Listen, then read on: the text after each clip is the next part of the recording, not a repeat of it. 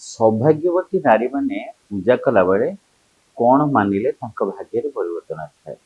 ଭଗବାନଙ୍କୁ ପୂଜା କରିବା ପାଇଁ ସବୁଠାରୁ ବହୁତ ଭଲ ଫର୍ମୁଲା ହେଲା, ପ୍ରଥମତଃ ସମସ୍ତେ ଗୁରୁତ୍ୱ ଦିଅନ୍ତି ଗାଧେଇ ସାରିକି ଯୋଉଟାକି ଭଗବାନଙ୍କୁ ପୂଜା କରିବା। କିନ୍ତୁ ସୌଭାଗ୍ୟବତୀ ନାରୀମାନେ ଗାଧାନ୍ତୁ, ଦୁଃଖ ନାହିଁ, କାରଣ ଅଗାଧୁଆରେ ତ ଠାକୁରଙ୍କୁ ପୂଜା କରିବା ନିଷେଧ ଅଛି।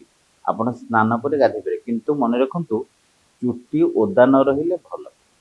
ଯଦି ସୌଭାଗ୍ୟବତୀ ନାରୀଙ୍କର ଚୁଟି ଓଦା ରହି ଠାକୁର ପୂଜା କଲେ, ତାହେଲେ ଠାକୁର ସମ୍ପୂର୍ଣ୍ଣ ଭାବରେ ରୋଷ କରିଥାନ୍ତି।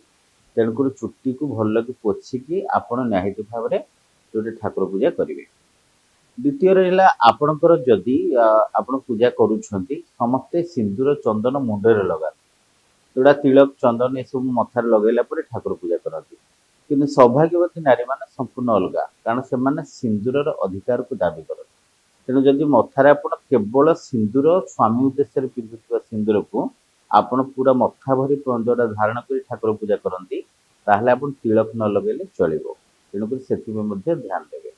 ଆଉ ବିଶେଷ କରି ପୂର୍ବ ପଟକୁ ଅନେଇକି ଆପଣ ଠାକୁର ପୂଜା କଲେ ଆପଣଙ୍କ ପାଇଁ ମଙ୍ଗଳଦାୟକ ହେବ। ଏବଂ ଠାକୁରଙ୍କ ଘରକୁ ପୂଜା କରିବା ପୂର୍ବରୁ ଭଲ ଭାବରେ ପୋଛନ୍ତୁ, ଯୋଉଠି ଝାଡୁ କରନ୍ତୁ, ପୋଛନ୍ତୁ।